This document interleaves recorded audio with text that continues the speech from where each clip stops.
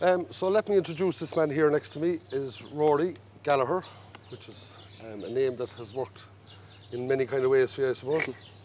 But Rory and myself met about 5 or 6 years ago, and we've been working together for the last 3 years. So we'll take this from where you left school.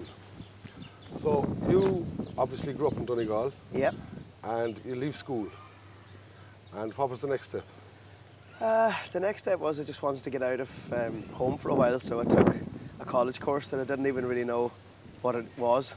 It was, I thought it was a sound course, sound engineering course then in Limerick, and I'll always remember, I'll always forget the first day.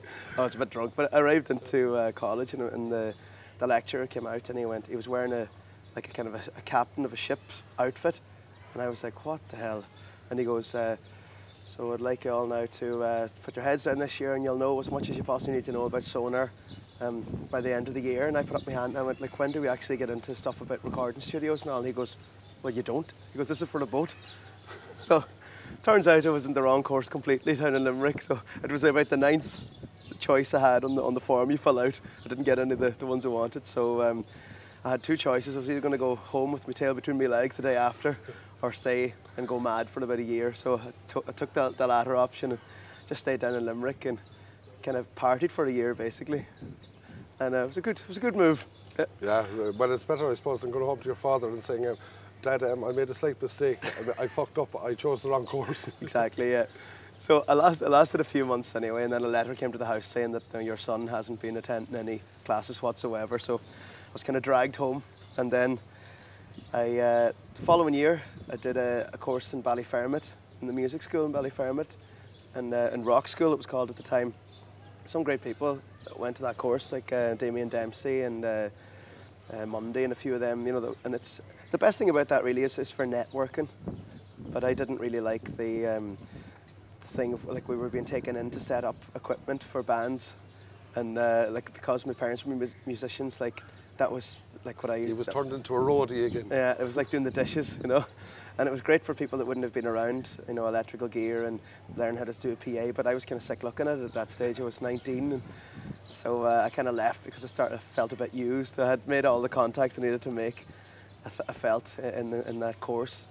I suppose we should say, sorry to cut across you, but I suppose we should say at this point as well, Rory had been playing music with his family since he was about 12, 13 or 14. That's right, yeah. So it wasn't all new to you in this No, I used to do weekends in Scotland and England in the Irish clubs, playing the drums with my mother and father, and over in New York as well. And so I started doing the pubs then when I was about 19, just, you know, and was kind of aspiring to be a singer-songwriter as well. And so you left this college anyway? Yeah, I left both Dublin and Limerick and got nothing out of them really, apart from friends and a few contacts and a bit of life experience. And I don't know, I just kind of found that, like, even when I was in Limerick, I was doing 3 gigs a week and I was earning maybe £450 at the time a week, and all my other friends were broke. I was giving them money and I was kind of going, what am I actually going to college for here? You know, I seemed, you know, when I was 18, I was kind of good enough to hold a gig on my own, and I was really enjoying it. And like, I know a lot of musicians, especially that write their own stuff, are a bit snobby towards doing covers, but I never had a problem with that, because I think that became like a little elitist kind of a clique thing. I never really understood it, because Elvis and, you know, Frank Sinatra and Luke Kelly and great artists like that did 80% covers in their sets, and you know, you would never say they were bad, you know. Of course, yeah. So so just basically started doing covers in pubs, and then ended up getting together with the 2 lads in the Revs, and that was the start of my early 20s. Where did you meet them? Michael, the drummer, was a family friend, grew up, and I actually kind of taught him the drums, and we were playing in like little summer bands together when we were 15, 16, doing heavy metal and grunge music, and then you know, myself and Michael had always said, you know, we should get something going properly for one good summer, and that summer was the year 2000, and Michael had been playing with a band over in Sweden called Celtic Chaos. They did a month in an Irish bar over there, and he said, God, that the guy that was filling on the guitar was really good, and he's our age, and he's got relations from Donegal, and, you know, get him up for a few days and see what you think. And he arrived up and I thought he was a bit of a weirdo, you know, but I knew he was brilliant. And it was actually the best thing ever because... That's very unusual in the music industry. To find someone that's brilliant and weird. So he was... it was probably the best thing that ever happened to me musically because he came from like the left side of the brain completely, and at the time I was losing the plot completely and I was starting to buy Robbie Williams albums and everything, and he would come in and he would like smash them up in my room and everything, and I'd be like, oh, what a prick, you know, and he'd be like, listen to that Pink Floyd, and he'd be, listen to that bit of you know, John Martin, and you know, he was great in that way because I think if I hadn't met John, I probably would have been doing very, very dodgy, I don't know, cabaret music at the minute, possibly, you know. It would have been good cabaret, but... I thought that's what you were doing for the last 3 years. I know. Yeah, what he wants to... Fuck you, Murphy. Yeah. So, the Revs, you put the three lads together now. Yeah, the three of us were together, and just in a very short space of time, it started to click, and maybe that was probably our downfall as well. Like, probably the fact that we were three musicians that like have actually been playing since the age of 12, you know, and we appeared to be like miles ahead of a lot of the bands, you know, that were our own age, but we weren't really in a what you would say, kind of a vibe way. It was more like it was just really good, full-on rock and roll entertainment. And like a lot of the times, I think any of the good bands, they don't actually click until maybe 4 years into their career.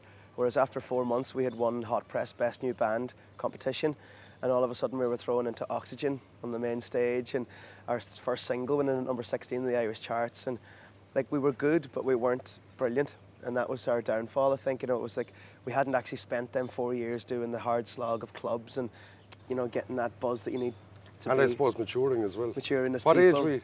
21. Michael was 19, that kind of thing, and yeah, so oh, I'd been 20 actually, but and John was 21, I think, and so no, it came together really quickly, and then all of a sudden we seemed to be in like the Star and the Sunday World more than we were in Hot Press. And for music. Yeah, you know, well for anything, for getting caught coming out of a club in Dublin drunk or ridiculous stuff, you know, and it started happening really fast. All of a sudden we were touring the States and Australia, and we had a top 30 single in Australia on the radio over there, and we just thought we were the next big thing, you know, and without actually listening to our own music enough.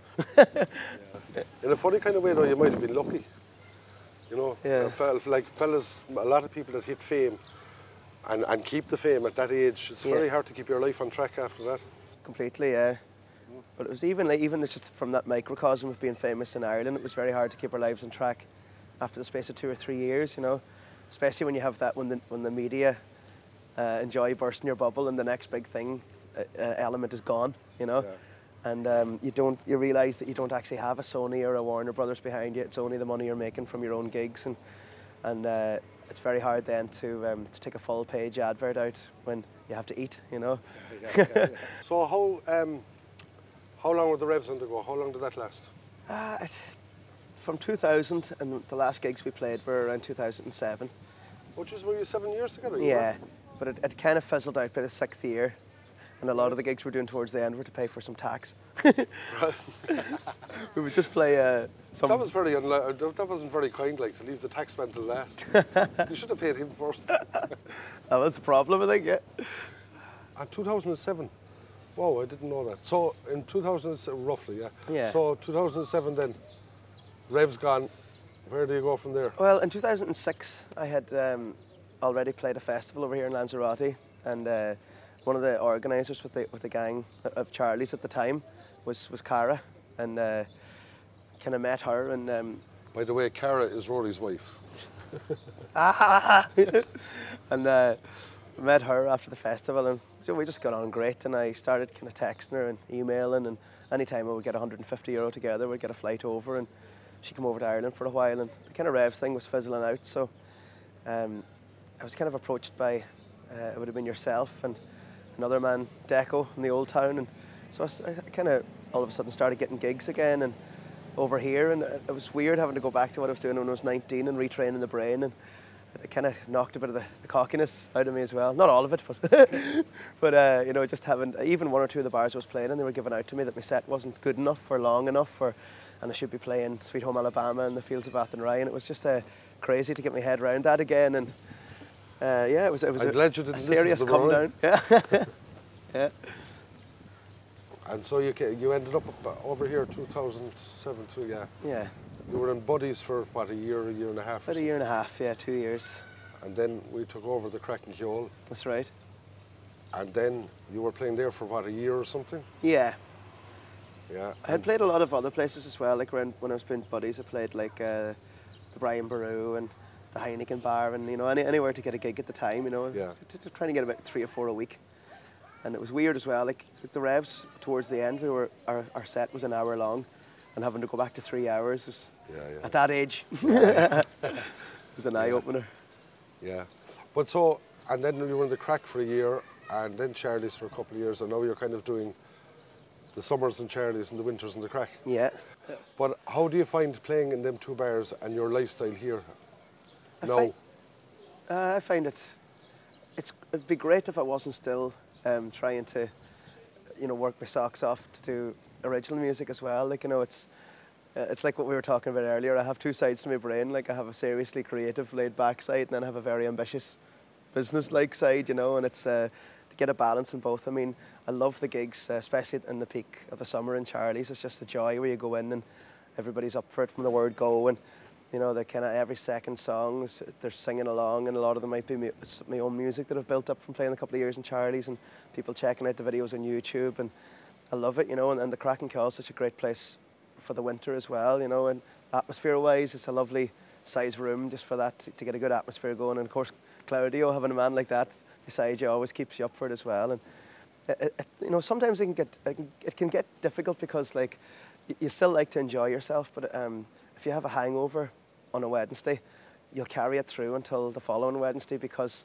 just the amount of energy that goes into like a 3-hour gig in that heat, it's almost like playing a game of football, you know. You see me coming off stage with the shirts ringing, and it's difficult, you know. So sometimes people kind of think you live the life of it over here, and you go drinking and you go mad every night, and I would love that, but you have to be quite disciplined as well, you know. Well, I suppose from my side, what I'd say is, you know, from a professional musician's point of view, and I'm using the word professional for a reason, people would look and say, Jesus, he's a lucky whore, you know, he plays music 3 hours a day, earns a decent living doing it, fantastic. Now, what you're just saying is right, like 80% of the time, it's not a big issue, even though it still takes a lot of energy. Yeah. But the professional side is the 20% of the time that things aren't right, and you still have to do that, you know, that's when it's real hard work, and that's the difference between somebody that can get up on stage and the ordinary punter.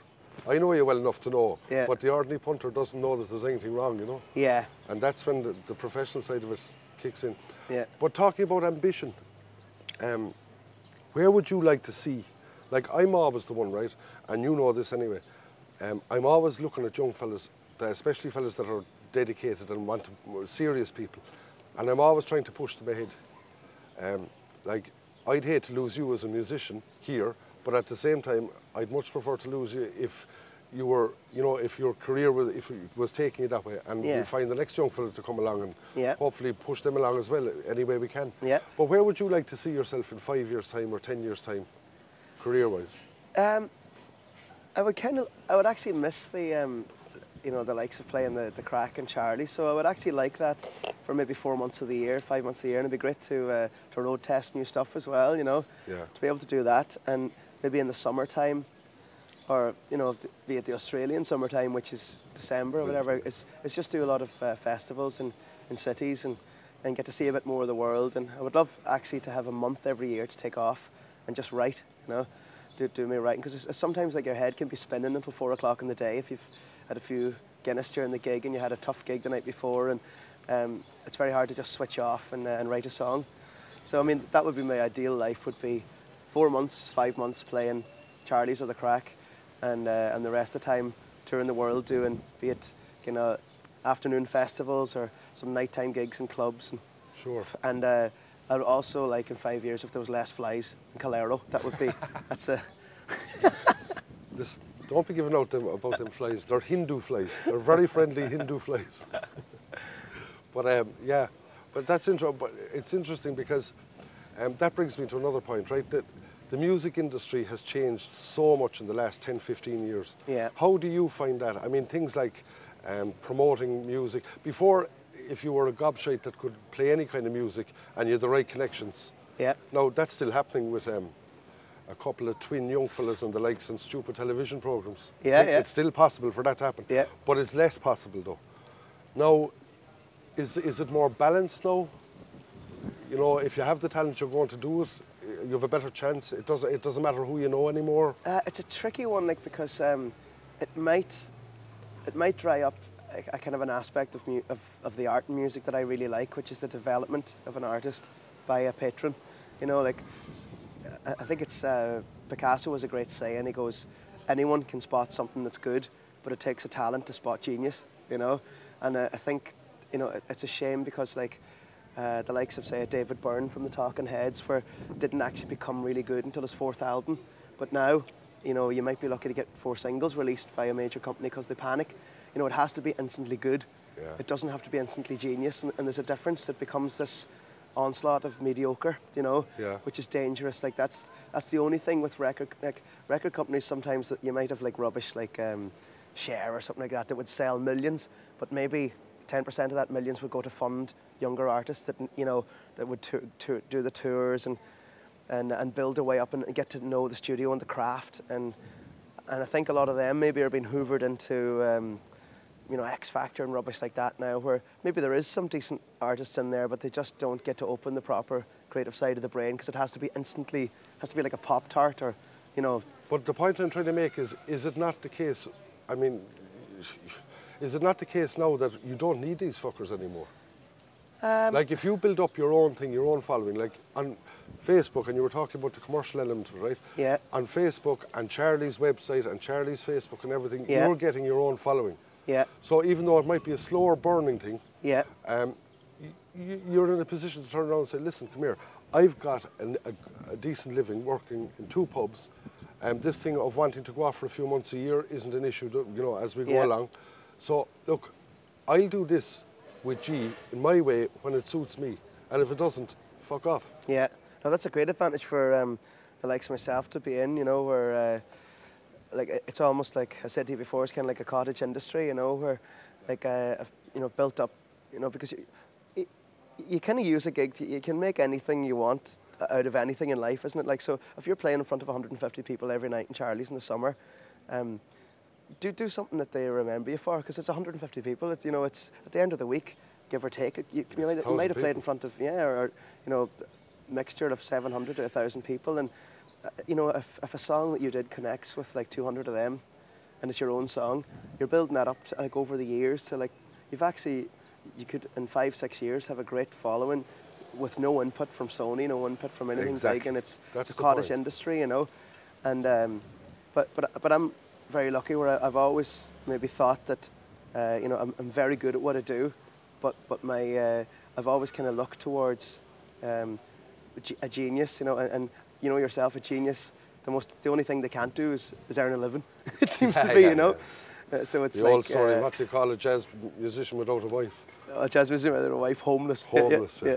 So it is that thing where maybe that's going to be seeped out of music a little bit, because a 19-year-old with no stagecraft wouldn't be able to hold a crowd for 3 hours, which is difficult, and it would take maybe, you know, who's to say if what we're doing wasn't growing, that we could take a chance and get somebody over just to play an hour a night, because we spotted a huge potential in them. Absolutely, you know? yeah. And you build it to a point where then they can play 2 hours, and all of a sudden they've got this amazing stagecraft at the age of 25, you know. And it's a whole new world, you know. Yeah, I think we've a kind of, Rory and myself, funny enough, have a kind of an unspoken kind of similar way of thinking, in as much as we've a kind of an agreement to mutually abuse each other to advantage any way we can without it costing the other, kind of, you know. I always remember that's what you said to me at the start. You know, we'll use and abuse each other, you know, and I like that because it makes perfect sense. Yeah, and like we're always coming up with different ideas. For example, Rory was in Scotland last week, and he came across a band, and he said they want to come over, or they're coming over for something else. That's right. Will we give them a gig? And I just text back, yeah, sure. So we do, a lot of the times we can do things in seconds that could take others hours. Exactly, yeah. Like this idea of bringing over a younger artist to play an hour, which is something new that we just have to discuss, you know, where Rory knows that I'd be up for that, and there's no, you know what I mean, we just... Yeah. We just make things happen. Come here, talking about the changes in the music industry, right? From another side is intellectual property or intellectual property rights. Is that the right? What am I trying to say here?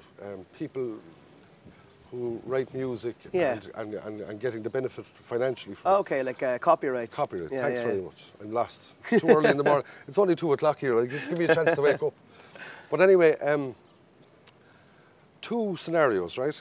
One is Paul McGuinness Yeah. of U2, and he's all the time harping on the copyright is being lost, and we're not getting paid for it enough, and it's being our creativity is being lost into the sky and all the rest of it. And he's always on that case. Yeah, Bono's had to degrade from a Mach 4 to a Mach 3 airplane of personal plane, is it? Correct, yeah. You know, I mean, exactly, yeah. And actually, a funny thing was, Paul McGuinness knocked, recently, he knocked Radiohead, was it? For releasing an album and letting people pay what they wanted for it. Yeah. And he slated him. He went bananas, right? Yeah. Bono had to come on and apologise and say, listen, Paul McGuinness is not, while he's, and the way it was worded was fucking classic diplomatic shite. Yeah, yeah. Right? While Paul McGuinness is a great friend of ours and all the rest of them, we love him to bits, blah, blah, blah, we do not as a band stand behind this statement, and made an apology for it and all the rest. Okay. But anyway, that's another story. But Paul McGuinness is always harping on this. Then you get a different person. Now, it depends on what your values is, whether it is materialistic or otherwise. Yeah. But you get a fella like, who made a very relevant comment to me, a fella that you co-wrote a song with in the last 12 months, Mr. Finbar Fury. Yeah. Long-time campaigner, Yeah. right? And his attitude in a conversation to me one night was, look, you write a song, you record the song, you sell what CDs it sells, Yeah. because of people that think enough of it to go and buy it, or maybe on iTunes, whatever. Yeah. You play it live, you gig live, and that's where you get your money from. Yeah. But his attitude was, it's free now. It's not mine anymore. Yeah. Once it's gone out there, it's the world's, and let them do whatever they want to. I'm not trying to hold on to it. Yeah. And he was kind of saying, like, you don't run around the street trying to box air, Yeah. Yeah. because it's not possible. Yeah. You know, and so therefore his attitude was, look, I wrote it, I enjoyed writing it, I enjoyed performing it. Those people that want to buy it and pay for it will. Those people that don't, fuck them. Yeah. I'll gig it and I'll get my money for the gigs, and I'm enjoying my part of the life. Now there's one side and there's McGuinness' side. How do you feel about both of them? I'm right bang in the middle. Yeah. Yeah. Right. My arse is sore from sitting on the fence.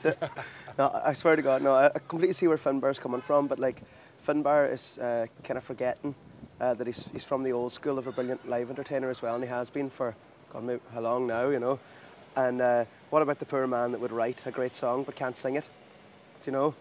Like, that man needs to make a living as well, and he needs to be sponsored, you know. So it's like the man that maybe wrote No Regrets for the French singer Edith Piaf. No, great song. No, he couldn't sing it. Right. He would just play the notes for her on the piano and tell her how the words went. So then she sang it live.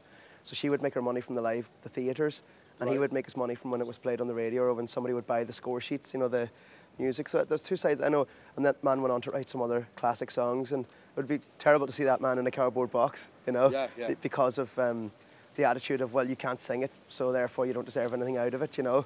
Yeah. So there's that side, but there's the other side as well of, like, what I'm saying about this absolute greed of, like, where it got to the point there 10 years ago that the likes of Louis Walsh or something could pump $1 million into an act, and he knew he was going to double it. It was like a safe bet from because of the amount that went into advertisement in the radio, that he would make it back from copyright, coming back from the amount of play it would get on the stations that he had in his pocket. You know, this thing of, like, because there's an advertisement for the Spice Girls on 2FM, they have to play them a certain amount of times every day. So therefore, the Spice Girls are taking maybe 70% of the songwriter who lives in the basement, his cut, and it just became this evil machine, you know. And it's great now that the internet has cut that out, you know. But of course, you know, these people still have a total hold on things through, you know, Saturday night entertainment. But it will get a lot less, yeah. People are getting sick of it now, you know. Yeah, oh, very sick of it. Yeah. I saw figures there where X Factor were losing 1 million viewers a week, you know. Yeah, so there's people starting to watch fucking idiots spinning around on ice now more than people singing songs, you know, Yeah, that's yeah. bad. That's You know, bad, yeah. People with flowers in their hair spinning around a bit of ice, is you know. Fuck you. Do you know what? You go and spin around on the ice like them and come back and tell me how idiots they are. We'll see who's the idiot. And I want to film it. I would get the biggest ratings ever because it would just break every Yeah, bone correct, in my body week correct. after week. That's right. Yeah. Spinning around on ice. Jesus Christ. Have you ever gone ice skating? I actually haven't. That's a weird thing now you mention Yeah, that. That's yeah. one of the dreams that Well, I... stop calling people that do idiots. It's actually a Try it. recurring nightmare that I have sometimes is that I go ice skating in Smithfield in Dublin and somebody goes over my fingers with the... Yeah. The thing, You have yeah. to be careful then. Kind of, That's it. Obviously, yeah. Now, come here, tell me this. Racism in Donegal. Yeah, There's a good one. How much Oof, on the racism? other side of the brain. How much racism is there in Donegal? How much racism? I'd say there's as much racism as there is in the rest of Ireland, you know? No. I mean, you think There's way Donegal's more racist? There's way more racism in Donegal. I don't know. Well, one of our most popular exports was Kevin Sharkey from Killybegs, who, you know, grew up black man in Killybegs and just became like one of the local lads. And like, I'm from Donegal and I wouldn't consider myself racist, you know. I know, but I mean, the Irish are notorious for racism, especially like when they go abroad to Boston and New York, and it's been a thing that's always there. But Donegal people are more racist than any other county. Would you not agree, like? But maybe it's because there's just it's the fear of the unknown. There's like what, one black person. It's not because for of the every fear 10... of the unknown, my friend. I tell you what it is. They want you listen to the song, you sing it every night. Yeah. We build a wall around Donegal. North and south, we keep them out. Yeah? Yeah. It's racism. It's racism. You want to build a wall. It's a good job that you can't build a wall. I tell you why it's a good job you can't build a wall. Because if you build a wall, there's nothing up there but rocks. You can't feed yourself. You're fucked. But that means we're racist against Sligo people as well for building Of the wall. course. Yeah. And people from Tyrone and That's people right. from Cork especially. Correct. And you're right to be too. Because we got our hands in you. But the words of that song just hit me there a minute ago, just for a bit of laughter. Yeah. If we could, we'd build a wall around Donegal. It's hard to say it instead of sing it.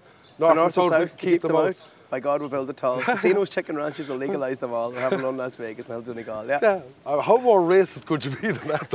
Of course, Donegal people aren't more racist than anyone else in But Ireland. sure, I think there's about 10,000 immigrants living in Donegal at the minute, so they'd be walled in with us. They wouldn't be getting out. Oh, would you not kick them out before you build a wall? No. Oh, you need slaves, like. You'd have to hold. Jesus Christ! Sure, if you kicked them out, you'd have to work yourselves. We get shot.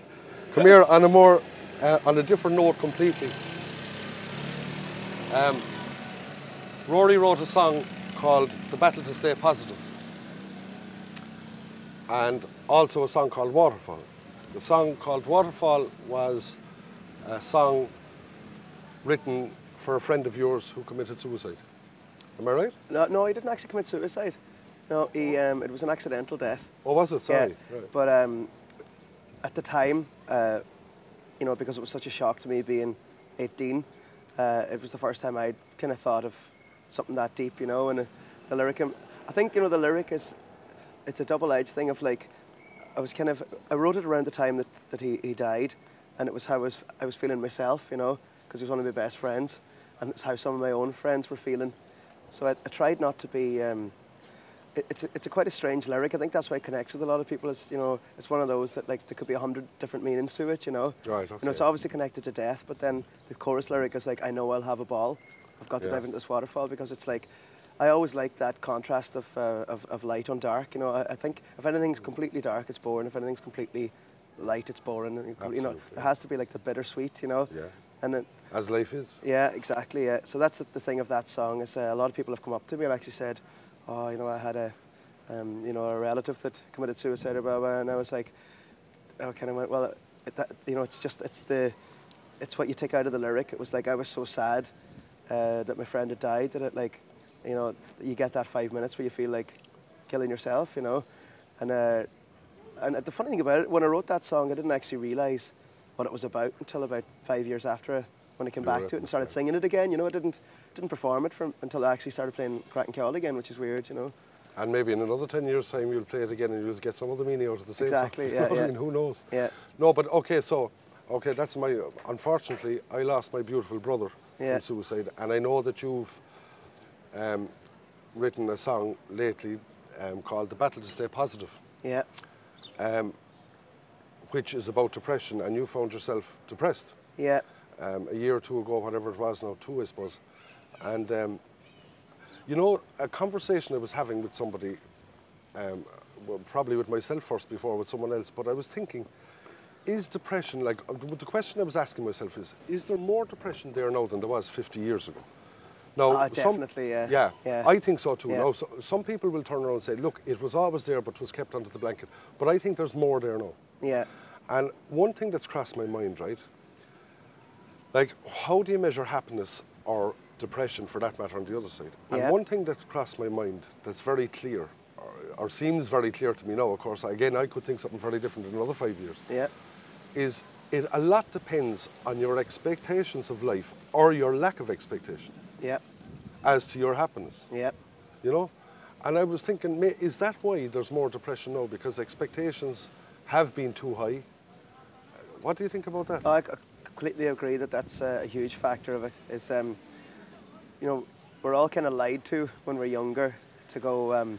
There's a really, it's almost like a rubbish thing where they kind of go, there's a high chance that you're going to, you know, have a big house with a pool and you're going to do well and you'll do whatever you want. And I suppose it's the American dream thing. It's the capitalist. It's the dollar and the swimming pool on the fishing hook for the baby, you know. And it's like, we'll get you in and, you know, go for it and get out there and do your thing, Brad. And, you know, and you'll have a big house on the hill and all. And it's like, but sure, if everybody had a big house on the hill, you know, there'd be one crammed up hill and there'd be nobody at the bottom, you know. And it's like, there's the same problem as in Donegal. You have no slaves. Well, that's it. So I think it's, you know, for me personally, that was a factor. You know, having, sometimes it's terrible. It's like it's been very good for my soul though to have had something that I wanted and have it taken away. You know, rather than if you never experience it, you don't miss it. You know, it's like suppose somebody that never drank. They don't miss it, you know. Correct. But it must be very hard to give up the drink if you love it, you know.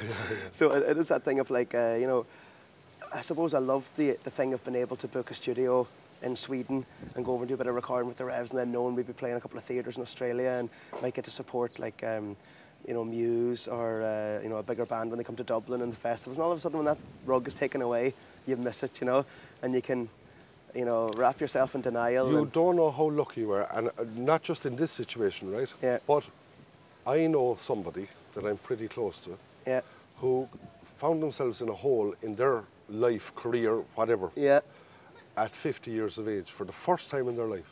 Yeah. Wicked hard to dig yourself out of it. Yeah. Actually, next to impossible. Yeah. Next to impossible. Not impossible, but next to impossible. Yeah. But when a fella gets a good kick in the arse in his early 20s, I think it's the best thing that can ever happen to them. It sets them up for the whole of their life. Yeah. You know? And I think on a deeper level as well, depression is a very Irish thing. It's an Irish state of mind. I really believe that. You know, because we use the left side of the brain so much, we think so much. We're very soulful, passionate people, you know, which is being lost a bit now, you know, through the AMF. And we get it back. Yeah, we will get it. It's always there. But I think like, it's just like Irish people have to be creative and strange and dark humour. And, you know, you can't, that's why it was so hard to push the British way into the Irish mind and to push the German way into the Irish mind. We're different, you know. We're almost like the woman of Europe, you know. We never forget. We're so sensitive, you know. 800 years ago and we're still remembering dates, you know. Couldn't tell you what we did last Saturday, but we know what happened in like 1794, you know. So it's that thing of like, you know, the Irish, I suppose 50 years ago, had two options to deal with depression. One was drink and the other was church. And you could bury your head in both, you know. And now people are wising up to the fact that like, you can't work an office job with a ridiculous hangover, and a lot of people don't believe in God anymore, and that leads to depression when you don't have like I remember like a guy was picking a fight with me once in a bar, and in Dublin, and he just gave me a great saying, and he was actually right at the time. He goes, "Do you know something?" He goes, "You're all in there. There's nothing up there, and there's nothing down there." And I thought that's very clever, you know. He's basically saying you've got no spirituality and no balls. You're thinking too much, you know. And it kind of wised me up a little bit, you know. And I think that's the thing of like, you're not going to find God in your head, so get over it, you know. Just get out there and live life. Yeah. People, oh Jesus, I tell you, people that go on about that, you know. about where we came from Yeah. and where we're going in the next life. I said, Yeah. for fuck's sake, will you leave me alone? I can't handle where I am. Yeah, Jesus Christ, please, like, Yeah. give me a break from this. And you know, the day that science proves it, Yeah. come to me and I'll have a look at it. And until that happens, just leave me alone. One of the most intelligent men of all time, Albert Einstein, says trying to explain the universe and God to a human is like trying to explain the theory of relativity to a dog. And best of luck with it. Yeah, yeah. Yeah, I know. And come here, would you describe yourself as a capitalist, socialist, communist, in that way? I was very socialist in my earlier 20s. I used to go on marches and everything, and I was part of the Socialist Workers' Party in Dublin.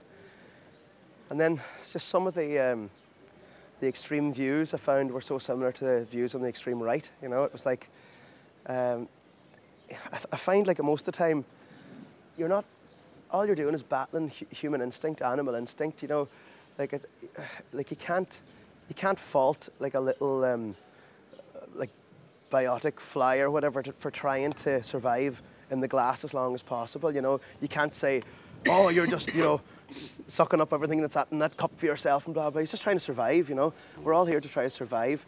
And I think if you like, you can go to the other side where like you start to thrive off the power and the buzz of like getting millions and millions into your bank account, and that's a sickness. That's a sickness within itself. Yeah. You know, but I mean, like I can't see why. Imagine being in a situation where you would have like €10,000 a week, and that sounds like a lot of money, but that's not even a tenth enough for a lot of people.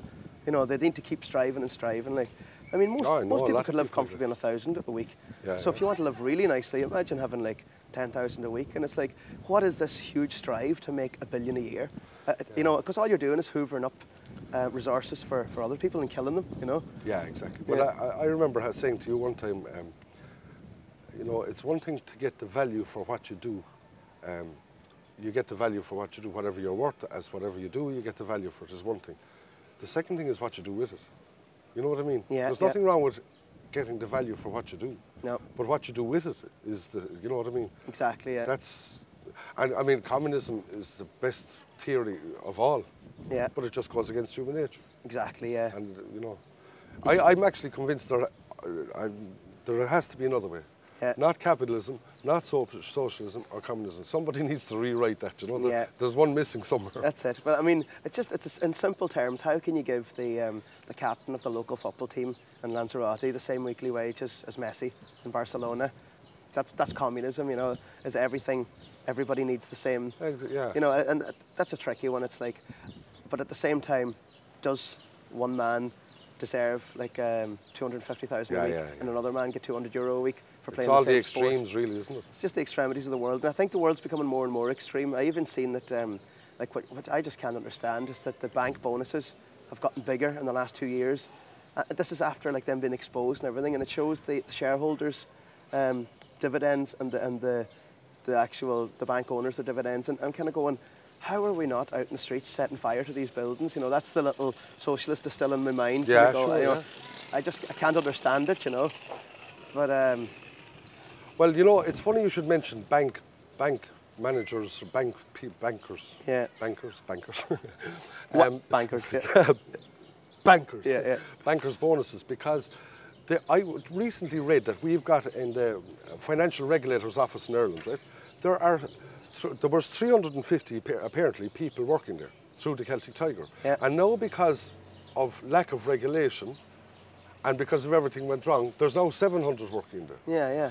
Now, this is to do with lending people money, throwing money out to lend people money that can't afford to pay it back, and watching to make sure institutions don't put us in the same shit again, right? Yeah, yeah. But you know what? There's a very simple thing that crossed my mind. These bankers were getting bonuses based on what they lent. So you come along, you've no hope of repaying anything, there's 5 million and I get 2% now. Supposing that a very simple thing, right? Supposing that a banker comes along, he lends you €1 million to do whatever, right? Now, he gets a slight percent of every repayment you make. So he's getting his commission from what you repay, not what he fucking gave you, right? Yeah. And if you don't repay it, he loses 4% or 10 times more. Now he'll be very careful who he lends money to. Yeah. And them 700 people can fuck off and do something else constructive. You know Yeah, what I yeah. mean? Do you know what I mean? Something like that. There has to, you know what I mean? It has Yeah, to. it's very true. It has to balance up. But and that is that not the like that would be the capitalist side of my brain is like, is that not the origins of capitalism? Is that not a great system where like somebody sees a good business opportunity, invests in it, and gets the returns, and it's not just this imaginary money that's credit on paper, and if it goes wrong, you get the IMF to print you more notes. It's like, I don't understand it, you know, and I'm surprised that I suppose it's such a horrible mishmash in Europe, and that's why. We're lost, and that's why probably the Americans and the Chinese are getting so angry at the Europeans. It's like, you can't mix that like that socialism with capitalism. You either have to go one way or the other and be a bit more weary of it, you know. Well, a bit less of each. Yeah. So that thing of like, because that's going right back to what we were talking about, record companies. Say David Byrne, the Talking Heads, U2, when they were a bit dodgy at the start. Somebody seen the potential, so Sony went, there's $1 million for that album in your tour. Go out and do the thing, and all of a sudden that maybe made $1,200,000 return. So the guy that took the chance made 20 grand that year, and he goes, well, so we're on to a start here, you know. And all of a sudden by 1986, the guy that made the original investment had made maybe 10 million off them, and U2 had made 10 million each themselves. And no, and it's flying, and that's good capitalism. That's the original idea, you know. Yeah. But not this thing of like, you know, the guy puts $1 million into the act, and the act only makes 200 grand, and well, he takes his like. He takes like the whole 200 grand, drops the act, and goes, that was a waste of time. Yeah, you know, yeah. It's just that greed from being in a high position, you know. Well, I've a relation of mine who's a solicitor. He's in his 60s. He's liquidated a lot of companies in Ireland over his time. He's a company solicitor, corporate solicitor. And I remember sitting down asking him one time, what was the one thing that you saw through all of the liquidations you did? And he said, you know what, he said, I can tell you, he said, 95% of the businesses that I'd liquidated should never ever have been liquidated. And each and every case it was greed. It didn't matter whether it was unions greed, owners greed, but there was greed came into it. There was only 5% of them should have closed down had everybody had a level head. Does there seem to be a lot more greed than there was 50 years ago? Or has that always been there? I think there's a different type of greed. 50 years ago, I think there's the same amount of greedy people, but it was different. 50 years ago, a person that was greedy dug and scraped and you know, and just because money was his god. Yeah. Whereas now, you could be as thick as shit. Well, 5 years ago, 10 years ago, you could be as thick as shit. I mean, that's a big problem. Where you had developers that didn't know anything about developing, didn't know anything, had no concept of right and wrong or anything. But what they did, you know, and they went, and there was a greed at a level that was never possible before. Yeah. Gwyndirect. Gwyndirect? Yeah. Isn't that an example of a man, like, but he scraped his way up, but then he got greedy, and did he not lose it all? No. No? No, this is my, this is my understanding of it, right? He's actually, when I've thought about developers over all this Celtic Tiger and all the big companies that went bust, he's the one man outside the box that I'd put not in that category. The one man. It's funny you should mention him, right? Okay. Because he's the one man. Because he created glass factories, cement plants, quarries. I mean, that man created serious employment. But how did he lose it? Was it not through greed? Well, wait till I tell you now. This is my reading of it. Yeah. Now, it doesn't mean it's right. It's just my opinion, right? All the time going along as he's building, to build at the speed he built companies. Yeah. Now, he lived a modest enough lifestyle himself, right? He wasn't... He was more a person that was into creating. Yeah. A fellow that I respect a lot, and I hope he'll come back. Actually, I heard the other day that he's started another company called Q2 Offshore. Yeah. So I hope he gets back. But anyway... No, I liked his principle as well, because he had that thing. He used to get into different industries and go, why is this not 20p cheaper? That's what he would base it on, isn't it? Exactly. And fairness, right? And he rattled the insurance industry that needed rattling. Yeah. You know, I have great respect for him. But if my reading of it is right, and obviously I don't know the man, but he was growing along in business, right? And of course, when you're going to expend that quick, you need a lot of money fast. Yeah. It needs to be borrowed. Sean Fitzpatrick, the greatest arsehole of a human being that ever wore shoe leather, right? Yeah. Was lending him the money. Now, you think about this, right? Two fellas working away together, give me 50 million, give me 100 million, Yeah. and every time he's coming back and he's good for it, and the companies are expanding and this fella's going places, right? Now, he's in a position, he's thinking, you know, this fella has been a big part of my expansion because he was always there to pick up the phone and say, I need 100 million, and I had it the following morning. Yeah. So he's a big part of my success. Yeah. The next thing that happens then, Shawnee Fitz turns around. Quinn wouldn't be astute, I think, I could be wrong here, but he wouldn't be banker astute, if you know what I mean, right? Yeah. Shawnee Fitz turns around and says, come here, listen. Now remember, this fella's lending him money for 20 years and big money, where it wasn't easy to get, right? Yeah, yeah. And he turns around and he says, listen, I need a favour from you. I need you to sign this because I need you just to buy these shares just for a couple of weeks to hold them or whatever. Yeah. Shawnee, he's had a business relationship for 20, 30 years with this fella, whatever it is, Yeah. and he's given him everything he wanted. He hung him, How did do he? you turn around and he signs the fucking thing without knowing fully what it is? Right. Now, he might have known, I'm not saying he was totally blind, but I don't know that he understand the full implication of what he was doing. Yeah, yeah. But like up to that But I point... suppose that you must trust somebody after that amount of time. Well, exactly. Yeah. I mean, look, you've seen people, many stories. Gay Byrne got caught by some fella that was some financial fucking specialist, and he wiped his 30 years savings out like that. Yeah, yeah. So, I mean, these things can happen. But I don't believe that Shawnee Fitz had, or sorry, Jesus, Quinn yeah. had it in his head that he was buying Anglo shares to gain control of Anglo Bank because he wanted Anglo Bank. Yeah, yeah. I don't think that was his motive. No, I could be wrong. I don't know the man, obviously, but that's my reading of it. Because, and why is my reading like that? Because every single thing he did before that, Yeah. I admired. So how would he turn like that? Could be a good song. There you go. You're the songwriter, man. It sums up what happened to Ireland, doesn't it, in the last 10 years? Yeah. The last 15 years, maybe. He was the victim of one of the creators and the victim of the Celtic Tiger, you know. That's my opinion. Yeah. Doesn't mean it's right now. And of course, obviously, I'm just going by what I read, see, and Like whatever. the tiger over in Las Vegas who bit off your man's arm. His own, what do you call them boys? The two entertainers over in Las Vegas. They're the big tigers. And he just got too close to the tiger and it bit the arm off him. Right. Siegfried and Roy. As the I don't know. How long do you think this recession is going to last? Not that it's... I think it's like I was saying to you before, there's a terrible feeling in Ireland at the minute, and it seems to be getting worse when people coming over, and I think it has a lot to do with the lack of accountability. You know, that there was nobody put in jail just for a few months, and, you know, and like when you see kind of a radical action like that, you kind of go, well, at least something's been done, you know. But all this like tribunal after tribunal, which is just more taxpayers' money, 300 million euros for one. And nobody, you know, being accountable for anything, and it's just people. It's like that thing where you lose the faith in the Catholic Church because the priests are being moved from one place to the other, and it's just people are going like, well, what's that all about? Like, you know, you just basically lose faith in the system, you know.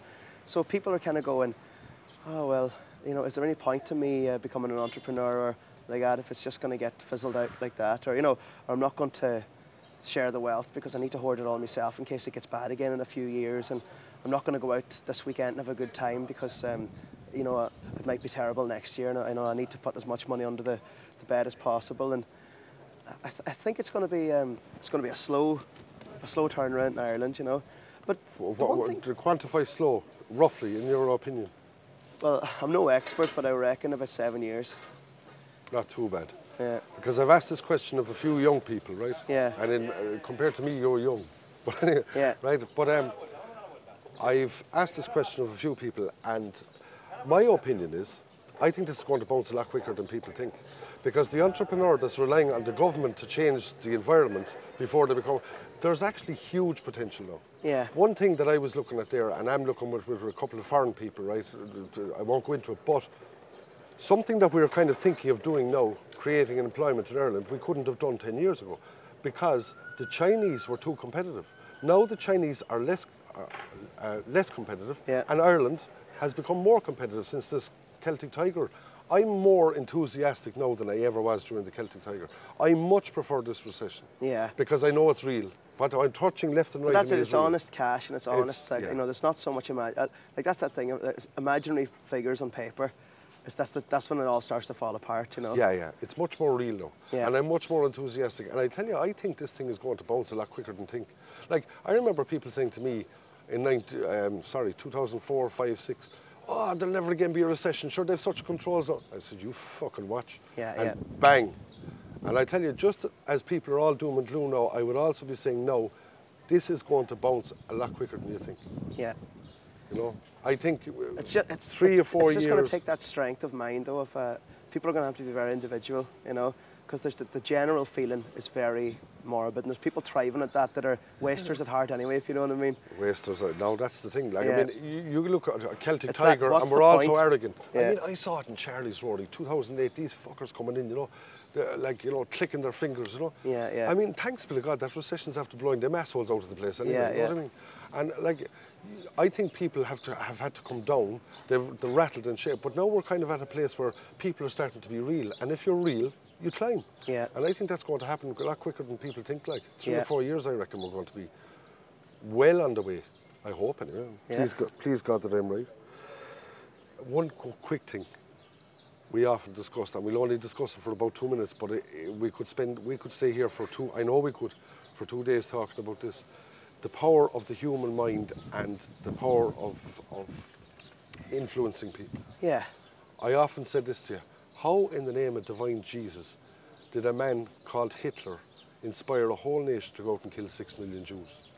Yeah. I'm not talking about the situation of Hitler or the Jews or anything, but one person bring a whole nation behind him to go out and do that. Yeah. I mean, no matter what had happened, if, you know, if there's something moving, I'd have my own mind and say, I'm not doing that. Yeah. And I'm sure there was plenty of Germans didn't either, but how the fuck does a fella get that much control over so many people? Well, they had that, they looked into it, you know, in the Nuremberg trials, where they had the people up, and one of the most shocking things was the guy that ran Auschwitz, and he was sitting up, and he was given his you know, he was being grilled by the people giving the questions, the lawyers and that, and he was actually so proud that he had managed to kill 10 times the amount in one day that any of the other places were, any of the other concentration camps, and but no remorse. And the thing was, your man was kind of going, this guy is not insane. He's just very, very work proud, and actually believed so much from what the church and the state were telling him that he thought that the Jewish people were a subspecies and that he was just exterminating rats, you know. So it's that thing of like, when people... How do you get a person's head into that space? Joseph Goebbels was the first man ever to use mass media propaganda. You know, his thing was, the bigger the lie, the more people will believe it. And he says, we're not aiming for the most intelligent people, we're aiming for the most people, you know. And, you know, and that, you know, in a very watered down way, and a lack of killing people way, is very similar to the likes of X Factor and things like that. It's like, if you aim for the most people, you know, and tell them big lies, and you know, it's shocking, like, because it's not far off a really bad president coming into America and doing the same thing, because Americans, especially in certain areas, really believe what they're told by their local pastor or priest, and they really believe what they read in the papers. And if you can get somebody that just decides to go for absolute corrupt power and shuts down like good internet media, reporters and blah blah, you just don't know it, because brainwashing is a very simple thing, because people at heart are scared. You know, that's why people always look for a father figure. They always look for a god or a father, because people love being told what to do. When you're not being told what to do, it makes a lot of people anxious, you know. You need to have this focus, and if the paper's telling you, you know, these people over here hate you, they want to kill you, we need to go and kill them first. And your priest, who you look to spiritual guidance, is telling you the exact same thing. But you're so busy looking after 3 kids, and you're getting up at 7 in the morning and going to bed at 11 at night. You don't have time to think, and you go straight ahead for it. So I can see exactly what happened with the Germans. The Germans are a very straightforward, you know, nice people, and that's why it's very hard for Ireland to ever base their culture on the Germans, which we're trying to do now. You know, by being more efficient and more. It's like, you know, the Irish were great crack, but we can barely run a chip van, you know. So, you know, in one way it's nice if the Germans come in and do the accounts for us, you know, and we have to make payments at a certain time. We'll be late some of the time, but at the other time, to think that we can go to the gym every day before work, go in, have a yogurt at lunchtime, go home, watch some awful TV, have another yogurt and go to bed and do the same for the rest of our lives. Maybe it's come to that stage where the Irish people can do that, or maybe we're losing. No, we have to turn that around quick. We're heading that way. We got to do a handbrake turn in this ship. This has to change. This just simply has to change course. But you know what? I was over in Savannah, in America there recently, right? Yeah. In Georgia, and I met 3 Marine Corps Army fellas, right? Separately, just walking around, and I asked the 3 of them the same question once I was chatting. Do you think you should have been in Iraq or have America? And the 3 of them answered the exact same question. This is fierce interesting, right? For me anyway. Yeah. We don't get into the politics. We stand next to our flag and next to our brother. The politicians handle the politics. And when I was listening to this, I was thinking, my God, tonight. Yeah. Like, if I had to join an army, or if I wanted to join an army as a career, I'd want a contract which said, I'll go and defend my country under any circumstances. Yeah. But attacking anybody, I'll make up. You know, I want the right, the freedom to decide or to vote. If I'm going to go out there and put my life in the line, I want to vote. Whether it's I want to vote, not to be told. You know what I mean? But isn't it frightening? Like, Jesus Christ, I couldn't believe it, you know? But even, like, you know, an extremist view is that the British and the Americans, like, it was like gold dust for them to have, after the war, found out how genuinely evil the Nazis were, because, you know, on reflection, the British had done some atrocities, especially in Ireland and India, 200 years before that, concentration camps, shooting people in squares, you know, trying to exterminate people, and it's, you know, history is written by those who won, you know, and like under no circumstances saying that the Nazi Party were good in any way, shape or form, but, you know, if the British and Americans won that Second World War and then found out all the terrible things, but at the time, they just thought it was another power trying to become a superpower like the 2 of them.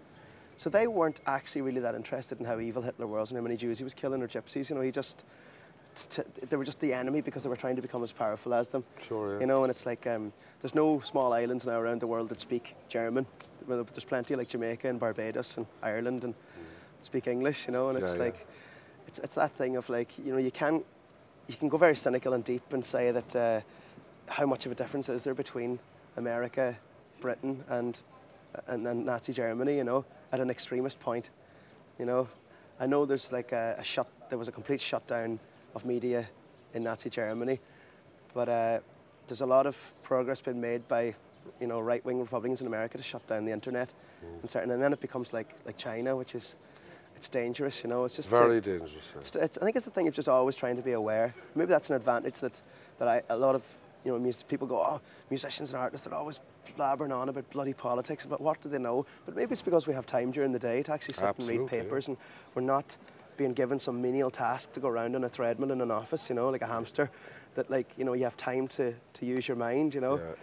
And it's, but I mean, it's that thing of, you can still be using your mind, you still go around a little wheel, you know. Yeah, exactly. But you know, something very funny just happened 2 minutes ago. I said something that I didn't mean to say at all, but it just came out wrong, you know. Yeah. But I was just laughing to myself there. I said, I was saying, you know, if it's to defend our country or people, we stand there, you know. Yeah. But if we're going to attack, I want to vote. Which I didn't mean. What I meant was like, what's defending and what's not. That's another thing I wonder about human nature is. If the Irish could be the greatest bastards in the world. The only reason we're not is we're 3 or 4 million people. Not enough of us. There's not enough of us. Yeah. We haven't got the power to blow the people off the Aran Islands, like. Yeah. I mean, the friendly Irish we hold. If we had 100 million population and loads and the biggest, strongest nation, we mightn't be women anymore. But I often thought that it's like if the Americans weren't beating around the bush and going, pardon the pun, but if they weren't going like, oh, you know, this is a bad dictator in here and he's gassing some of his own people and we need to go in and take him out, and oh, by the way, there's loads of oil there as well, it'll be handy enough, and, you know, we'll sign a few deals. The oil here and and pay there. for it, yeah. You know, so I often wonder if, you know, you're saying about you have the vote to attack. I often wonder if they just went to the polls and went, listen, the price of gas is getting out of hand, but if we go into Iran, we're going to lose about 25,000 troops, but it's going to be half the gas price because we really think we'll win, we've got far better weapons. What do you think we should do? I reckon it would be a 60% yes vote. You know, that's... I often wonder that, you know. And people pretend to be dumb and going like, oh no, they're taking out it's like little things you tell yourself in the mirror, you know. If you like if there's somebody that you freaking hate and you have to get on with them for a while, you know. And it's like you kind of, You know, like being at a family meeting, you It's go called like, keep the Christmas, calm. it's called Keep, yeah, Christmas. yeah. So like, I think people just fool themselves by going like, oh, he was a bad dictator. But there's 20,000 bad dictators in Africa, and we don't bother going in there and saving the people. You know, and it's like, maybe, you know, people need to stop lying to themselves and go like, when they're voting in a president, are they voting in at heart the death of 100,000 people so that they make a 10 cent off their oil? You know? They're voting their life, their lifestyle. That's what whoever's going to let me live comfortable. Yeah. That's it. So be honest about it. Exactly. You know? And that, well, and which brings me to another point, the referendum in Ireland. That's a very, very interesting vote on the same subject. Because, I mean, that's down to money. Yeah. What way would you vote on that?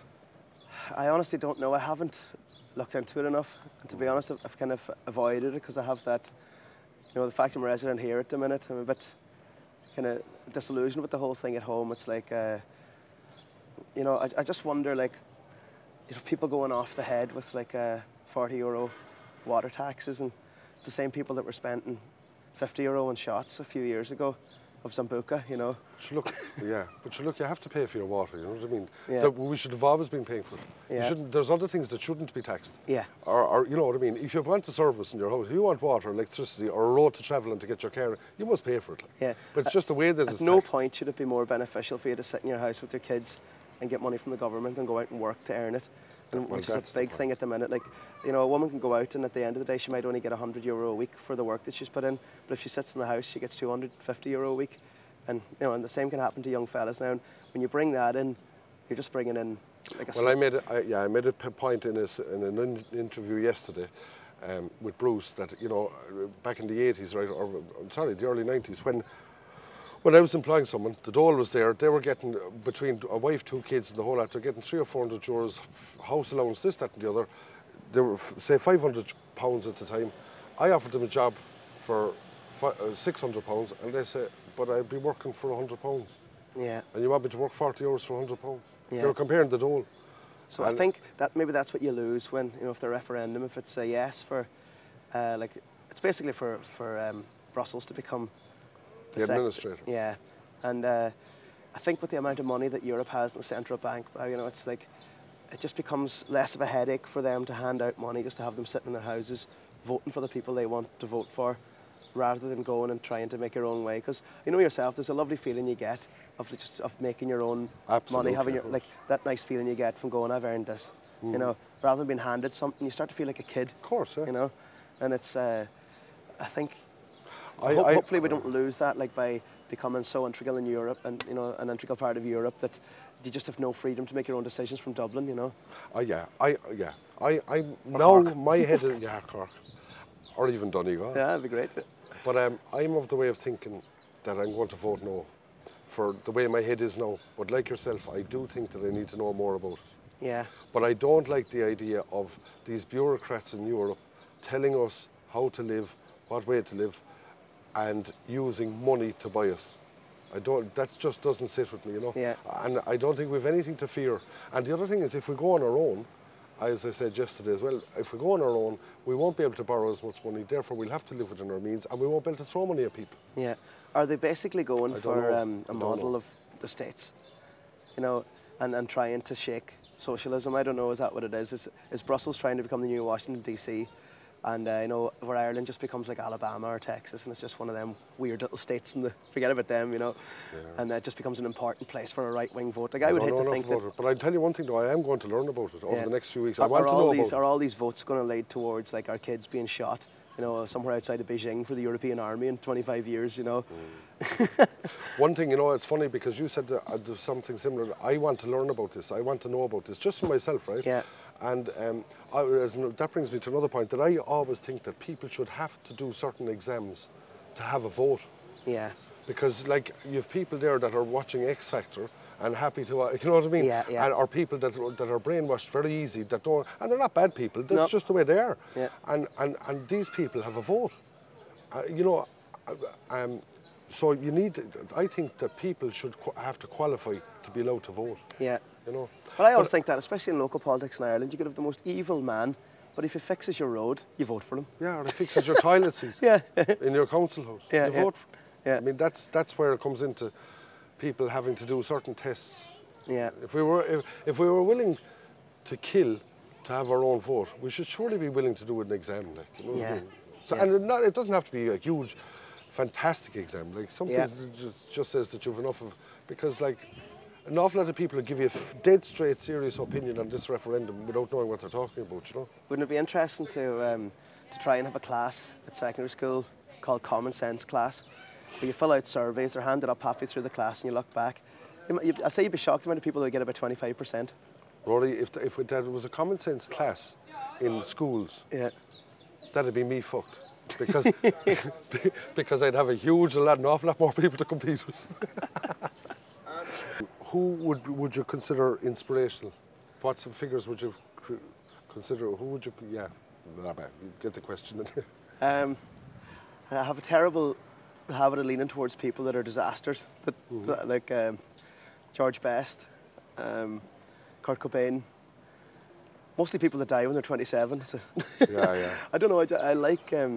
I just like that element that they just went into life and just took it all and went mad. You know.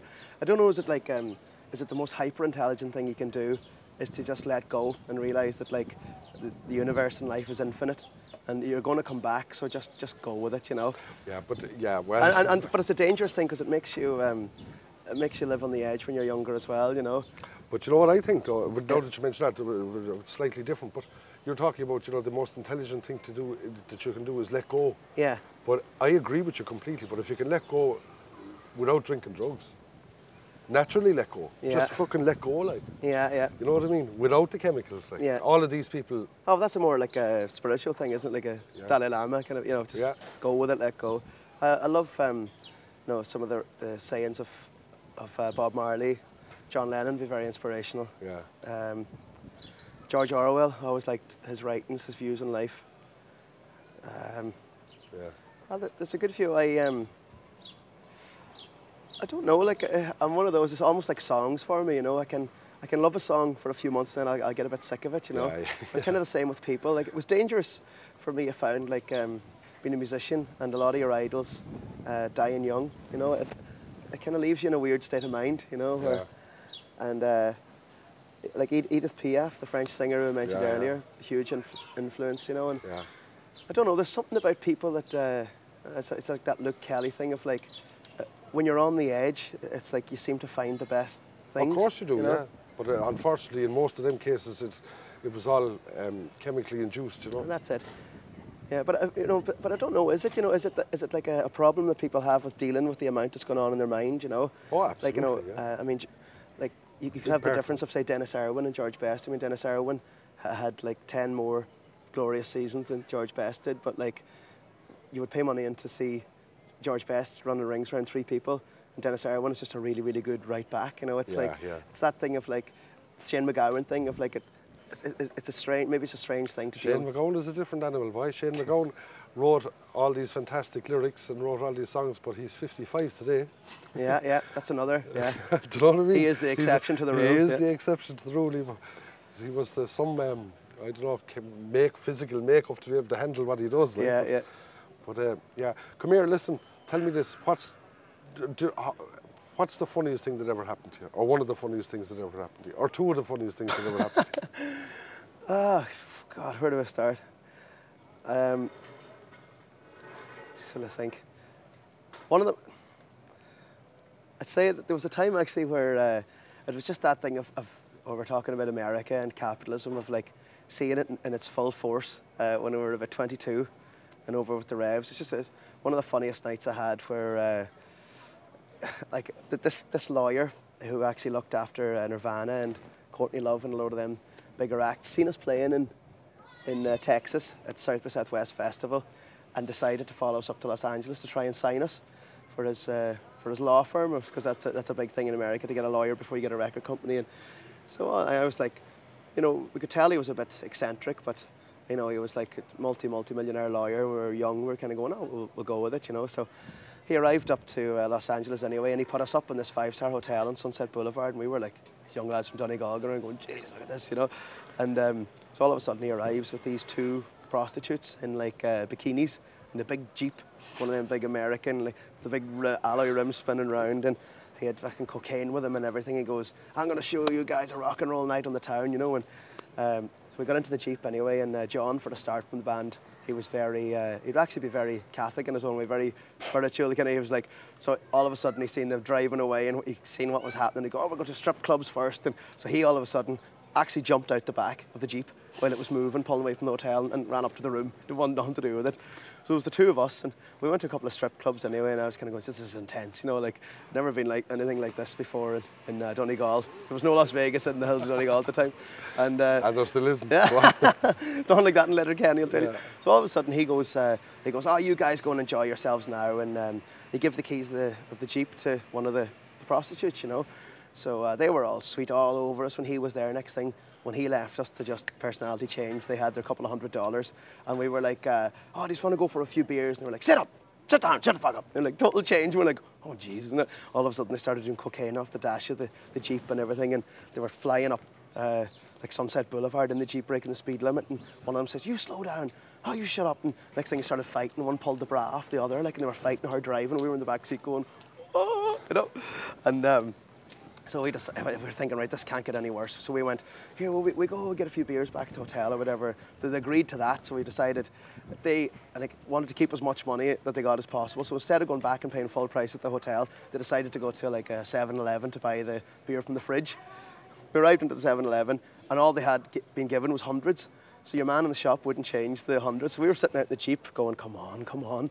Next thing, your one walks up to these Puerto Ricans in the corner and goes like, do you have any change? You have 100? And your man takes the 100 off her and puts it in his top pocket, as you would, being a gang member in Los Angeles. And so they gathered around. So she starts screaming, going, you give me that back, or our boyfriends will come out of that Jeep and kick your ass.